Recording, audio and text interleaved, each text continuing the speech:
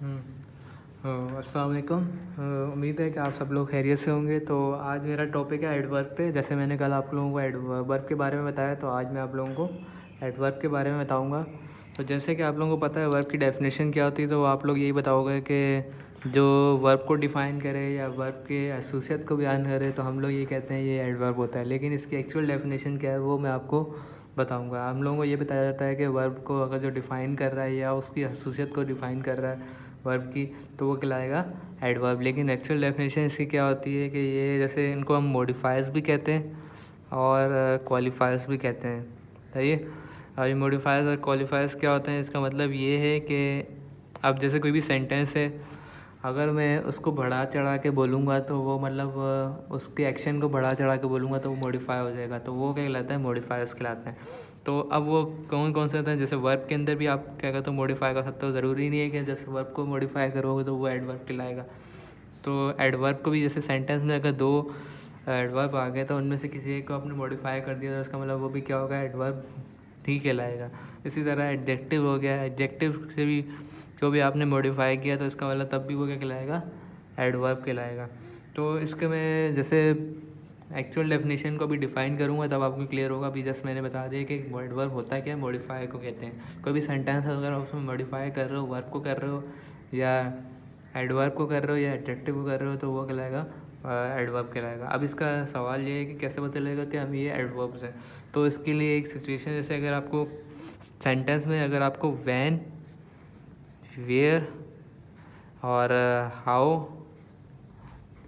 और वाई का जो जवाब मिल रहा हो, उसका मतलब वो क्या कहलाते हैं, एडवर्ब कहलाते हैं। सही है। मतलब सेंटेंस में ही आपको वैन, वेयर, हाउ और वाई का आंसर मिल रहा हो, इसका मतलब वो कहलाते हैं एडवर्ब। मतलब वैन का मतलब क्या हुआ, एडवर्ब ऑफ टाइम को शो करता है। और वेयर का मतलब क्या हुआ, एडवर्ब ऑफ प्लेस को शो करता है। ठीक है। इसी तरह हर खाओ का मतलब क्या हुआ, एडवर्ब ऑफ मैनर को शो करता है।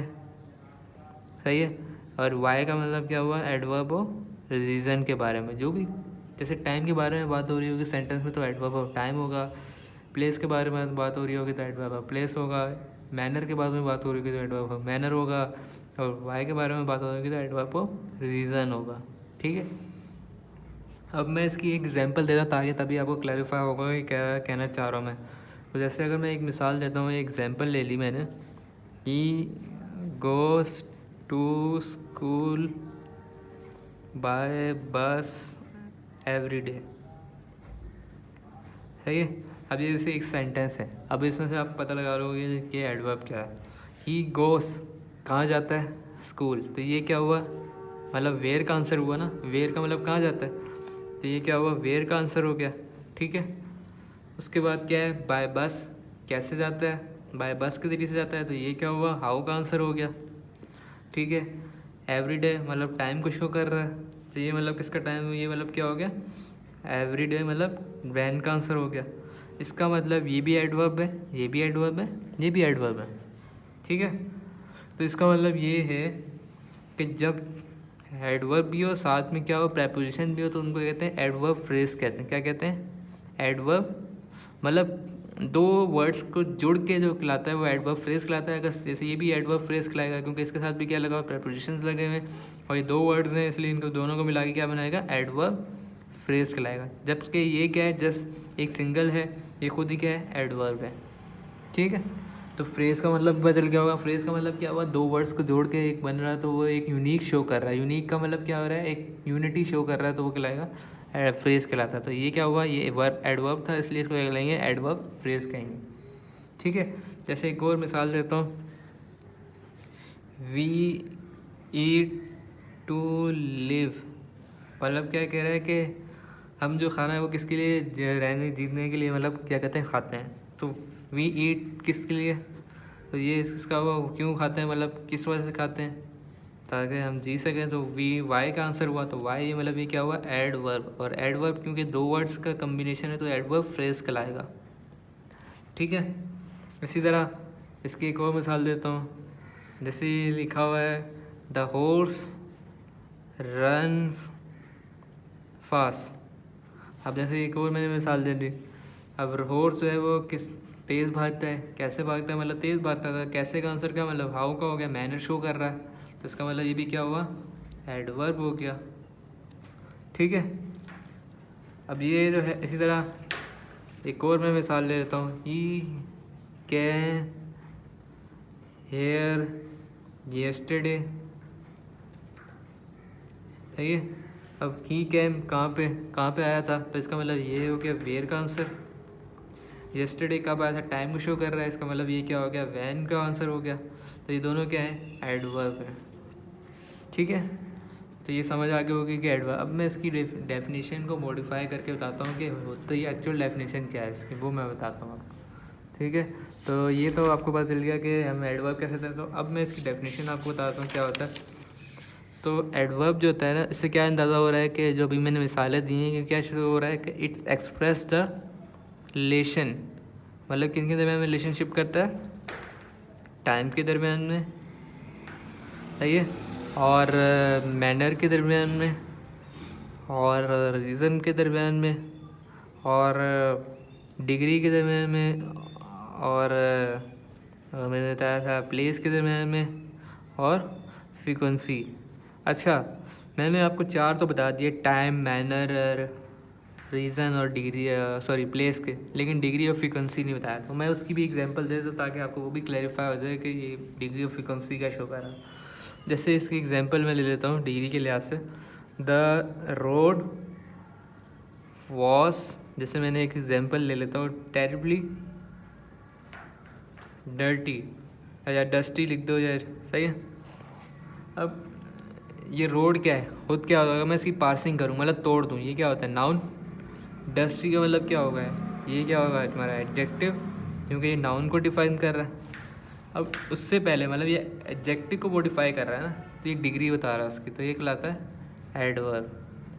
अब मैंने जैसे बताया था शुरू में कि मॉडिफाई कर रहा हो, एडजेक्टिव को कर रहा हो, या वर्ब को कर रहा हो, या एडवर्ब को मॉडिफाई कर रहा हो, तो वो कहलाता है एडवर्ब कहलाता है। यही बताया था मैंने। इसी तरह एक और एग्जांपल ले लेता हूँ।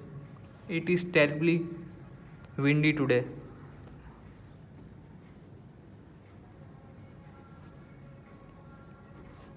सही है।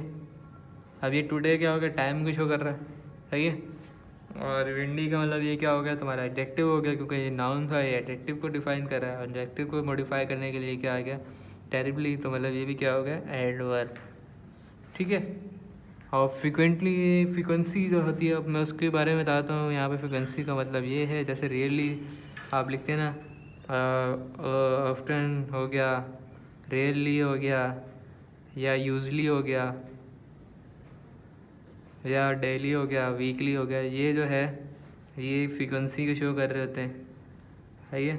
अब मैं इसकी वीडियो बताता हूँ डिटेल में क्या होता है। ये मतलब ये सब डिफ़ाइन कर रहे होते हैं कि एक्शन कितना जो है फ्रीक्वेंटली हुआ है। तो फ्रीक्वेंटली का मतलब क्या, कितनी जल्दी हुआ है, या कितनी किस तरह से हुआ है, कितने दिन में हुआ है, जो भी एक्शन आप कर रहे थे वो, तो वो कहलाएगा एडवर्ब। तो मतलब एडवर्ब की डेफिनेशन क्या हुई, जो रिलेशन शो करे किसके दरम्यान में, इन 6 के दरम्यान में, टाइम के, मैनर के, और रीज़न के, डिग्री के, प्लेस के, फ्रीक्वेंसी के। तो ये हुआ आपका एडवर्ब। तो ये जो था मैंने आपको वर्ब कल बताया था, आज मैंने एडवर्ब बताया। इसका मतलब वर्ब ग्रुप भी ख़त्म हो गया। अब इसके मतलब जो है, इसका मतलब मैंने नाउन ग्रुप भी बता दिया आपको, वर्ब ग्रुप भी बता दिया। तो लोगों की राय यही है कि मैं टेंथ से शुरू कर दूँ। अगर एम्प्टी ग्रुप जो है, अगर अब मैं वन नाउन ग्रुप और वर्ब ग्रुप को के लिहाज से भी अगर मैं टेंसेस स्टार्ट कर दूंगा, तब भी आपको क्लैरिफाई हो जाएगा, टेंसेस समझ आ जाएंगे अगर एम्प्टी वर्ड्स ना भी पढ़े।